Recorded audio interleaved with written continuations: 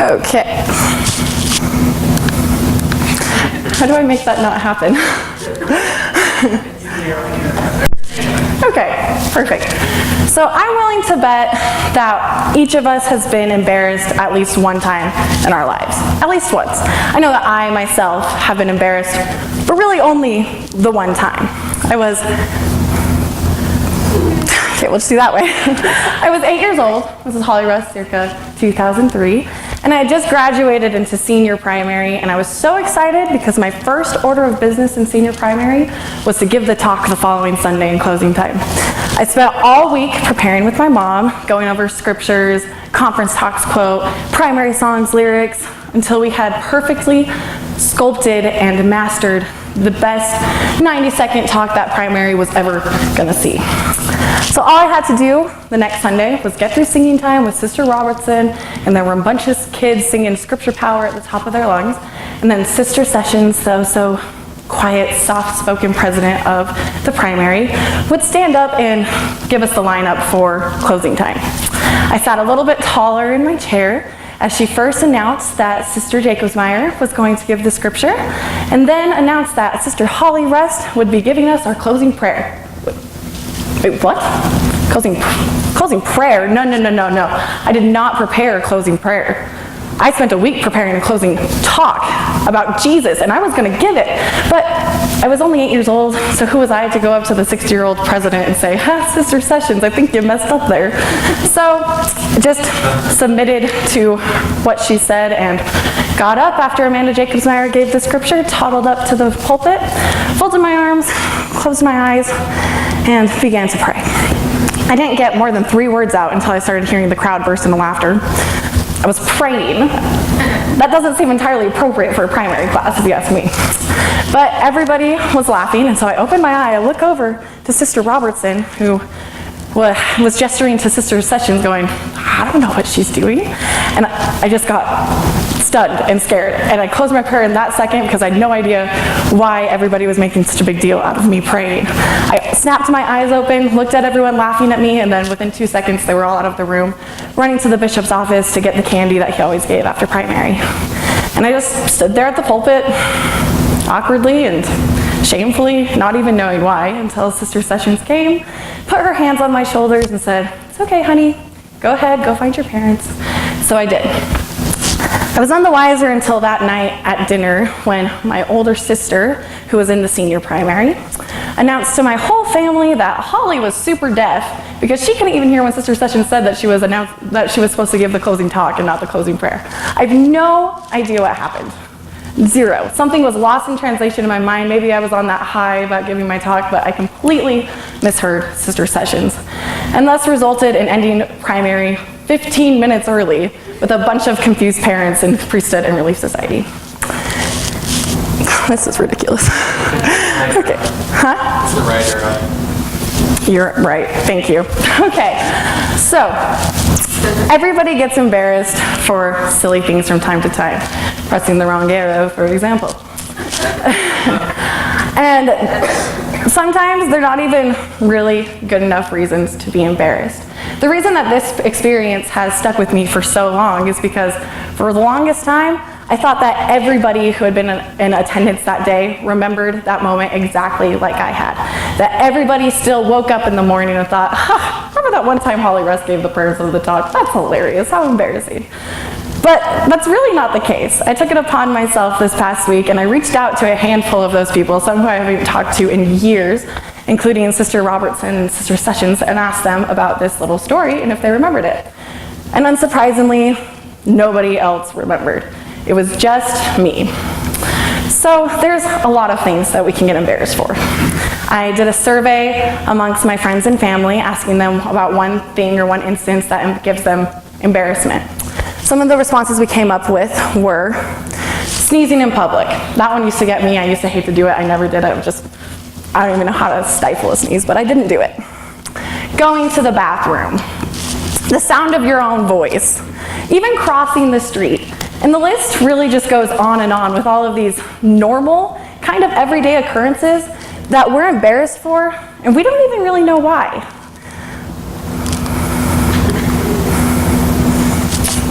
We can't even control half of these things. So why do we care so much? And why do we think that other people care so much? Oh, last one, eating McDonald's. Oh, sorry. So, the reason why we all kind of get into our own heads and think that everybody is watching us when maybe they're not is because of the spotlight effect. So in psychology, they have defined the spotlight effect as the tendency to think that people are hyper noticing you, that you are the center of their attention. It's nicely outlined in this cute little animation.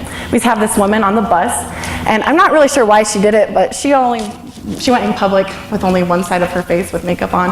That is kind of embarrassing, but we'll just move on. And she thinks that everybody is just sitting there scrutinizing her, thinking, oh my gosh, what is wrong with this lady? Why would she do this? Just talking silently to themselves. When in reality, nobody's paying attention at all. I think that they could probably care less. So the spotlight effect makes us think that people are paying attention to us when they're not. A psychologist at Cornell University in the early 2000s did a series of studies that kind of helped identify this mental phenomena that we have in our minds and ultimately gave it its name of the spotlight effect. And in this study, they had a group of participants, all of them were college students, and they were told to put on a t-shirt with the face of somebody who they'd kind of be embarrassed to have that face on their shirt. They all decided on Barry Manilow. I don't get it. I love Barry Manilow, but the 90s or the early 2000s was a different time. To me, something like this would be a little more embarrassing, but not my study. Anyway, so these students all went into a room where everybody in the room was facing the door that they were walking into, and they wore this shirt. They walked around for a couple minutes and then they exited. Didn't spend much time in there, just enough time for people to get a look at them. Upon leaving the room, they were asked to estimate how many people they thought would be able to remember that Barry Manilow had been on their shirt. And the typical guess was around 50%. I walk into this room, 50% of the people are going to notice enough to be able to remember that Barry Manilow was on my shirt. How embarrassing. The truth is, really though, after the group of students in the room was asked, only 25% of those students could even recall that Barry Manilow was on the shirt, let alone thought it was embarrassing. A similar study after, it was the same thing, except this time they wore a face that they probably weren't embarrassed to have on their shirt. This time it was people like Bob Marley and Jerry Seinfeld. They walked into the same room, did their round, walked out, and were asked again, how many people will remember your shirt? This time with not the so embarrassing picture, they once again believed that it would be 50% of the students. But really, it was only a measly 10% of the students that could say, oh yeah, there was Jerry Seinfeld on her shirt. What this study shows us is that not only do people not really pay attention to us even when we do something slightly embarrassing, they're not paying attention at all. They don't care at all about what you do. Because everybody has their own spotlight effect. We are all in our own spotlights. We are all thinking that everybody else is caring what we're doing. And when you think you can't get any more self-centered, you just add this on top and you realize, yeah, everybody is watching everything that I do, but that's not the case. And there is a fix for this. There is a way we can get past looking over or overthinking about the things that we do in our day-to-day life, and that is through self-compassion.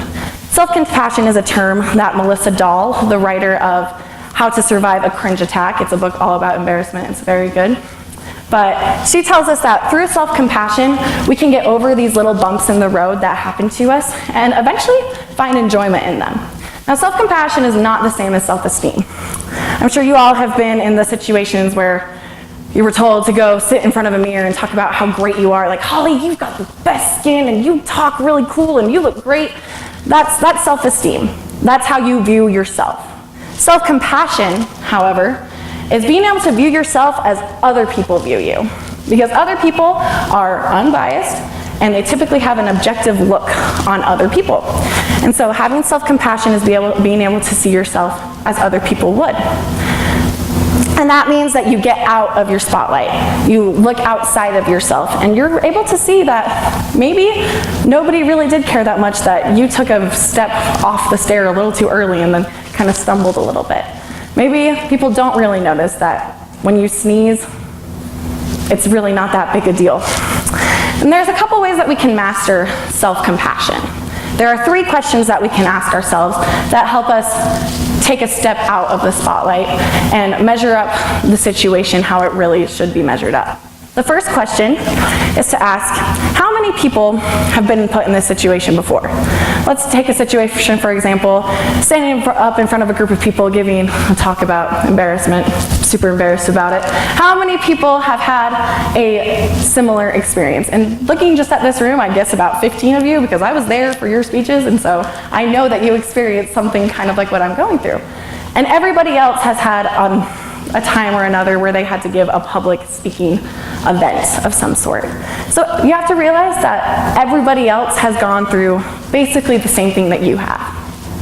The second question you can ask yourself is, how would I react if a friend came up to me and described the same situation that they were in? How would I react? Would I say, oh, you're right, man, that was like the most embarrassing thing in the world, you need to go hide under a rock for a day? Or would I be like, dude, it's really not that big a deal. You're overthinking it way too much. It wasn't bad at all.